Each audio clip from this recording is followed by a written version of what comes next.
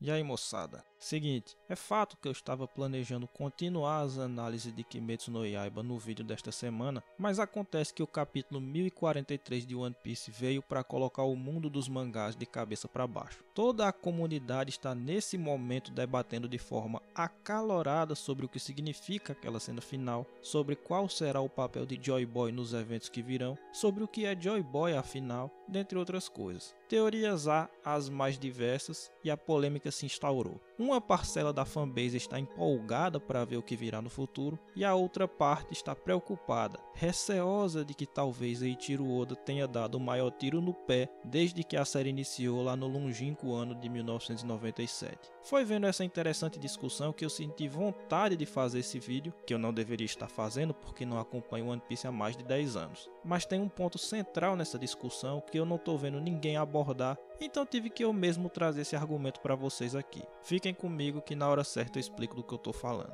Ok, então, por não ter tanto conhecimento de One Piece assim, foi que eu passei esses últimos dias vendo os vídeos de caras que entendem mais do que eu e lendo os comentários dos fãs, para saber quais os palpites de quem está acompanhando. Depois de ver essa discussão ocorrer, eu vou tentar responder a pergunta que vocês viram aí no título. O Oda estragou One Piece? Eu posso dar a resposta curta e a resposta longa. A curta é, não, ele não estragou. A longa é o vídeo, então vem comigo para entender onde eu quero chegar. De tudo que eu vi internet afora, posso dizer que são 6 as principais teorias sobre o que vai acontecer nos próximos capítulos. Essas teorias dizem respeito ao papel que Joy Boy vai desempenhar na luta final contra o Kaido. 2 partem da ideia de que vai haver uma grande influência de Joy Boy nessa luta, uma defende que a participação será bem pequena, uma é uma teoria mista e outras 2 defendem que a participação será intermediária. Vamos examinar cada uma das teorias com as evidências que são trazidas para cada uma, os defeitos e os motivos pelos quais eu acho que elas não se concretizarão, exceto a última, que é a que eu acho que vai acontecer. Vamos lá, sem mais enrolação. Espero que o vídeo não fique confuso. Dentre as teorias que defendem uma grande participação de Joy Boy, a mais radical é a da possessão. A ideia é basicamente a seguinte: o Luffy morreu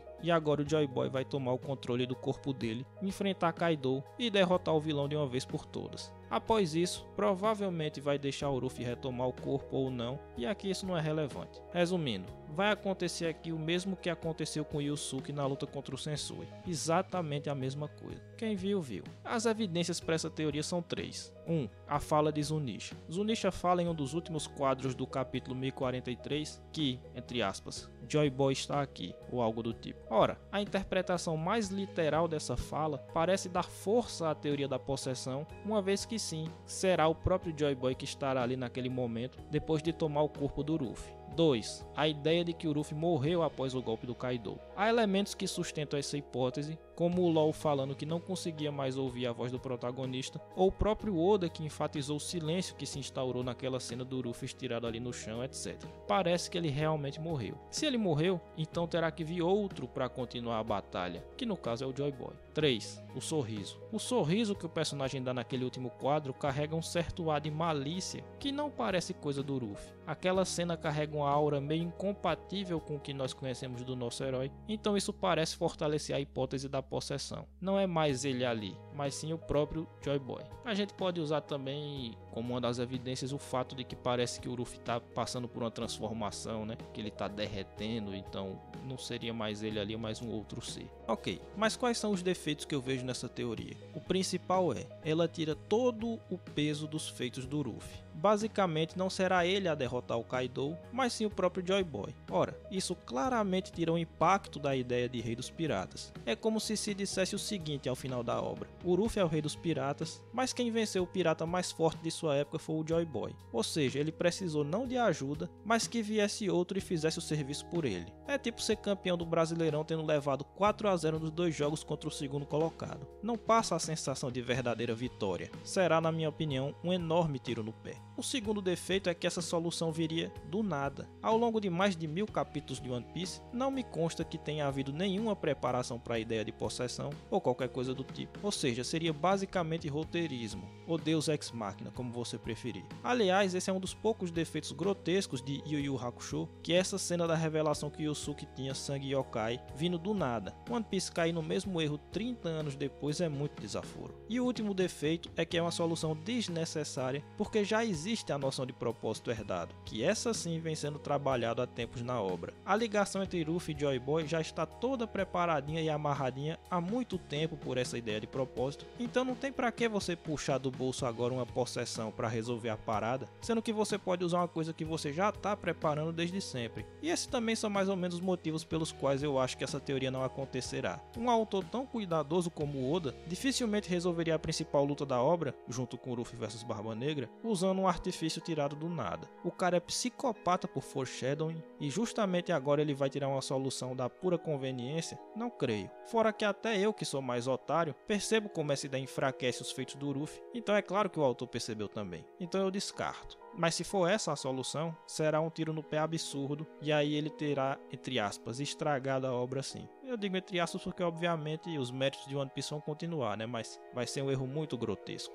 Como eu não acho que essa vai ser a teoria que vai se concretizar, sigamos. A segunda teoria que acha que o Joy Boy terá grande importância agora é a da reencarnação. Ela se assemelha à teoria passada, mas é um pouco menos radical. Aqui será o Luffy que vai vencer o Kaido, mas nós vamos descobrir que ele é a reencarnação da lendária figura que viveu há 800 anos. Ou seja, aqui o One Piece vai narutar. O Luffy vai seguir os passos de Joy Boy porque é basicamente uma nova versão dele. Joy Boy era o Windows 8 e o Luffy é o 10. É mais ou menos por aí. As evidências em favor dessa teoria são as mesmas da passada. A fala de Zunisha, que aqui não estará falando literalmente de Joy Boy, mas da sua nova encarnação, que supõe-se que emana a mesma aura, e a ideia de que o Luffy morreu, então algo tem que despertá-lo de volta. No caso, será o sangue de Joy Boy que corre em suas veias, ou algo que o valha, novamente idêntico a Yusuke em Yu Yu Hakusho. Os defeitos também são muito parecidos na minha opinião. Também a noção de encarnação não foi trabalhada em momento nenhum da obra e será tirada do nada. Também a reencarnação é desnecessária porque já existe a ideia de propósito herdado, que tem uma tradição muito maior em One Piece, e também essa solução tira o peso do Luffy, seu rei dos piratas. É certo que é um pouco menos mal do que a ideia de possessão, porque aqui pelo menos vai ser o protagonista que vai derrotar o Kaido, mas só o fará porque é da linhagem de uma figura mitológica que viveu há 800 anos. É claro que tira o peso da conquista de ser rei dos piratas. E os motivos pelos quais eu não acho que essa teoria estará correta são também os mesmos da anterior. Não foi trabalhada e é desnecessária se já existe a noção de propósito.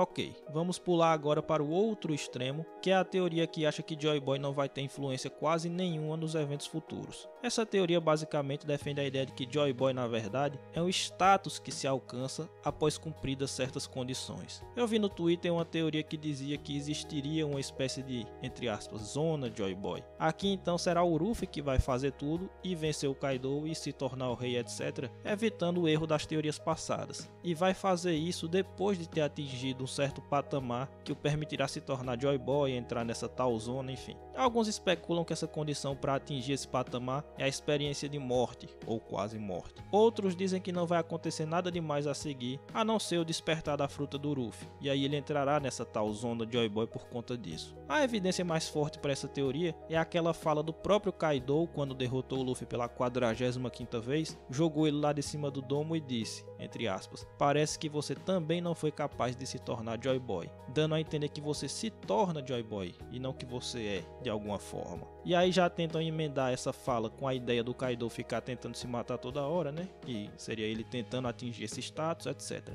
Outra boa evidência é que essa teoria dá importância ao despertar da Gomu Gomu, que é um elemento que foi meio escanteado pelas duas teorias anteriores. Então as duas teorias que nós falamos lá atrás não usam muito essa questão do despertar da fruta. Essa aqui tem o mérito de trazer essa noção para o centro do debate. Agora, qual é o defeito dessa teoria na minha opinião? É justamente o contrário das anteriores. Se lá a importância do Joy Boy era tão grande que ofuscava o protagonismo do Luffy, aqui Joy Boy parece não ser mais do que um Super Saiyajin. É só um patamar de força que se alcança ou um status que se atinge. A mim não parece que é isso que o Oda está construindo ao longo do tempo. Essa teoria tira todo o peso simbólico da noção de Joy Boy. A ideia de ser aquele que carrega 800 anos nas costas e liberta o mundo se torna uma coisa bastante boba. É só uma espécie de power-up, uma gradação de poder básica de história shonen. Se for só isso, eu acho que vai ser um erro do Oda também. Só que é aqui por vender o peixe do Joy Boy barato demais, ao invés de caro demais, né, como nas teorias passadas. Além do mais, não parece ser isso que está sendo construído. Parece que Joy Boy foi uma pessoa específica da história e não um qualquer que atingiu o status de Joy Boy, e que ele tinha certos sonhos e valores de libertação para o mundo. Parece ser por aí que o Oda está levando a história, então acho que não será essa a teoria correta. Aliás, a noção de propósito herdado fica enfraquecida aqui também. Nesse caso, herdar o propósito seria só atingir esse tal status Joy Boy e nada mais que isso. Eu acho cansada essa solução. Então vamos para a próxima. A próxima teoria é aquela que eu chamo de mista, mas antes de explicá-la, eu vou ter que introduzir já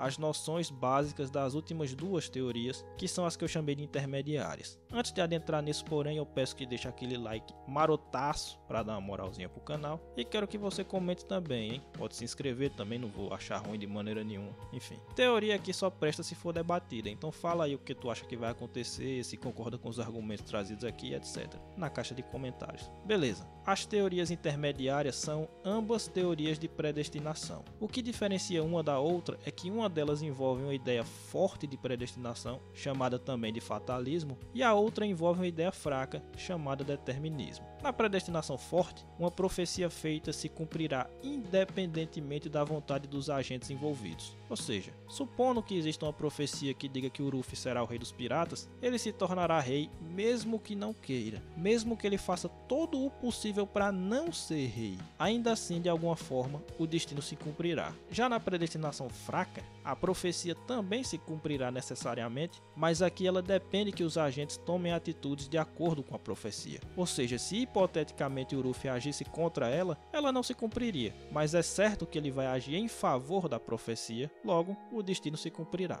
Então a predestinação está no fato de que o Luffy vai agir de acordo com a profecia e portanto ela vai se cumprir, e não de que ela vai se cumprir independentemente do que ele faça. Voltando agora para a teoria mista, eu vou explicar por que eu tive que introduzir essas noções. A teoria se chama mista porque ela tem elementos tanto da teoria que dá pouco espaço para o Joy Boy, quanto de predestinação forte, ou fatalista. Essa teoria é aquela que diz que o que vai acontecer é um mero despertar da Gomu Gomu. A diferença, porém, é que o despertar especificamente da Gomu Gomu é a condição necessária para se tornar Joy Boy. Os elementos que essa teoria pega daquela que nós explicamos anteriormente são claros. As duas teorias dizem que o que está acontecendo com o Luffy é um mero despertar da fruta. Não tem reencarnação, não tem possessão, não tem nada desse tipo de coisa. É só uma evolução do poder da fruta. O elemento de fatalismo, porém, é o seguinte: se essa teoria for correta e você necessitar despertar especificamente a Gomu Gomu para se tornar Joy Boy, então nenhum outro personagem da obra teve a chance nem ao menos teórica de ser Joy Boy.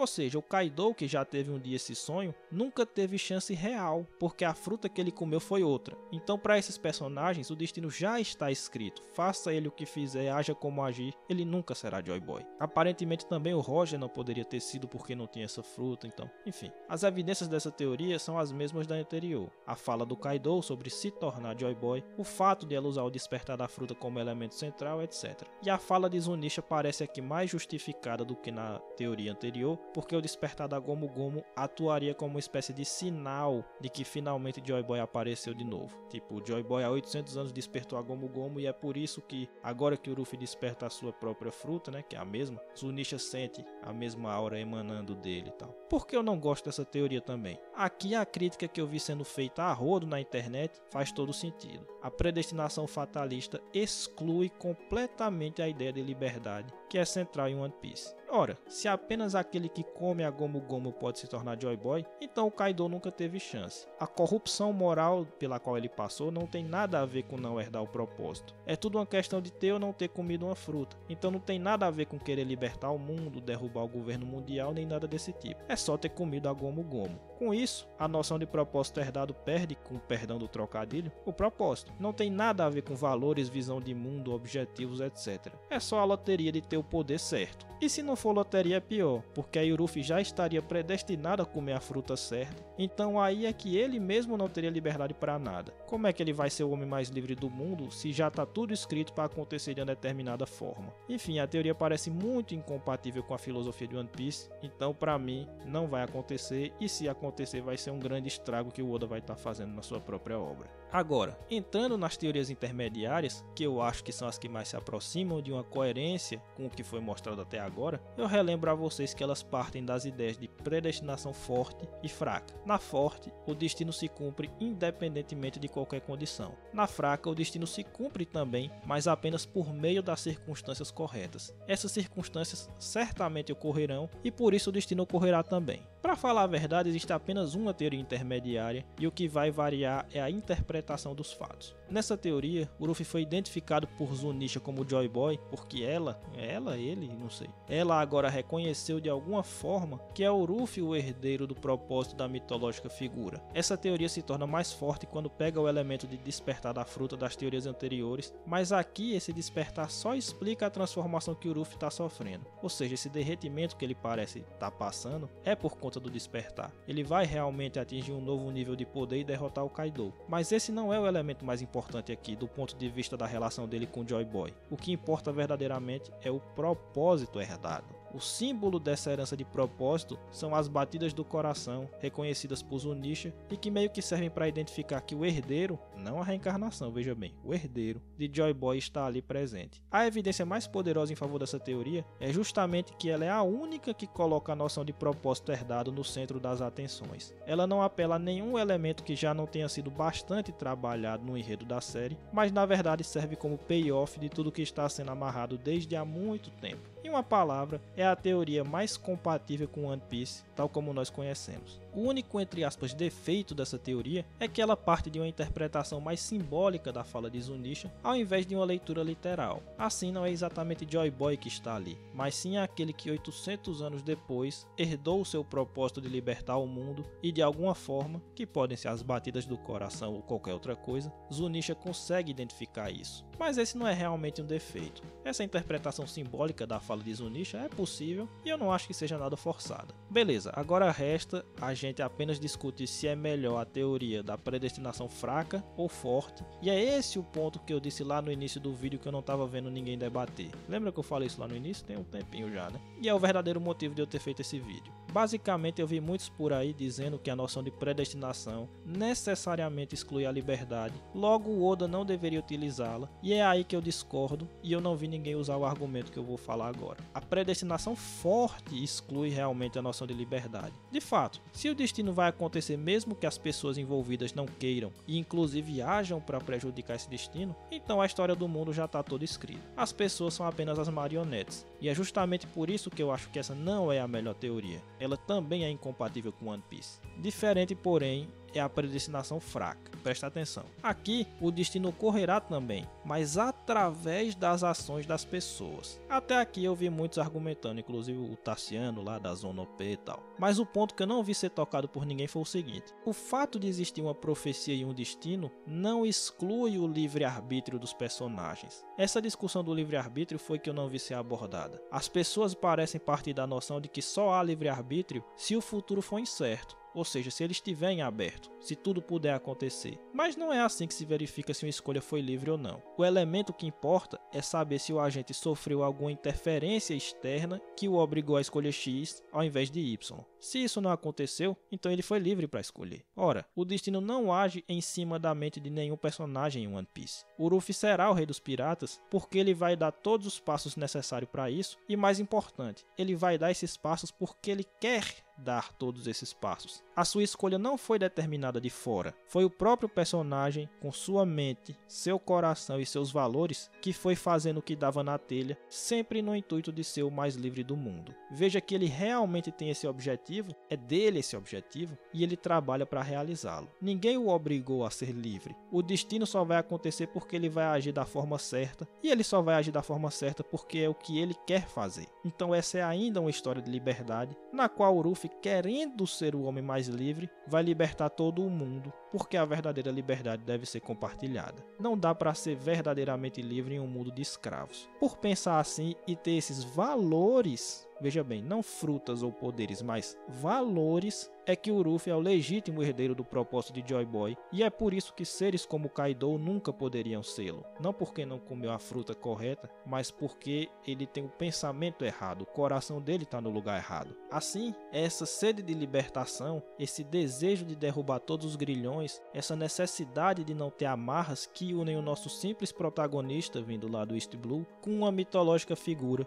que um dia teve esse mesmo sonho de ver todos os habitantes do mundo desfrutando alegremente do seu bem mais precioso, que é sua liberdade. A diferença é que agora o Luffy provavelmente vai se tornar consciente desse propósito herdado, mas não como uma força que o obriga a agir assim ou assado, o que ele provavelmente repudiaria, mas como a ideia de que ele segue uma tradição, digamos assim, de pessoas que ousaram ter o sonho de um dia trazer liberdade para aquele mundo que viveu sempre mergulhado em opressão. Talvez esse seja um ponto de amadurecimento definitivo do personagem, mas jamais de abandono da sua autonomia. A teoria da predestinação fraca, então, é a que melhor se harmoniza com o universo de One Piece, na minha opinião, porque liga Luffy e Joy Boy pelo propósito, pela visão de mundo, e não por terem a mesma fruta ou algo assim. Sim, eu acho que eles têm a mesma fruta, mas esse não é o ponto central. O ponto central é que eles têm a mesma visão de mundo, o mesmo objetivo. E isso nos leva de volta à resposta curta do início do vídeo. Se o Oda for por esse caminho, então não, ele não terá estragado One Piece. Ele terá mantido o ideal de liberdade, a ideia de propósito herdado e vai fazer o link entre Luffy e Joy Boy de maneira perfeita. Se ele for por outro dos caminhos que eu falei aqui, aí eu acho que ele vai cometer um erro grave. Então veja que desta vez, mas só desta vez, eu vou defender One Piece aqui dentro, mas não fiquem mal acostumados, é só dessa vez. Enfim, claro que pode ser que nenhuma dessas teorias seja correta, porque não existem só 6 possibilidades, né? São incontáveis. Pode ser que o Oda traga uma coisa que ninguém está pensando, enfim. Mas eu acho que o que foi dito aqui foi suficiente para deixar o debate em bons termos, para enriquecer a discussão. Com isso, encerro o vídeo e agradeço a quem ficou até o final. Deixa o like, se inscreve no canal e principalmente comenta aí o que achou do vídeo, dos argumentos e do que vai acontecer em One Piece. Semana que vem sim, voltamos à programação normal e vamos analisar os arcos do trem e do puteiro de Kimetsu no Yaiba. Até lá.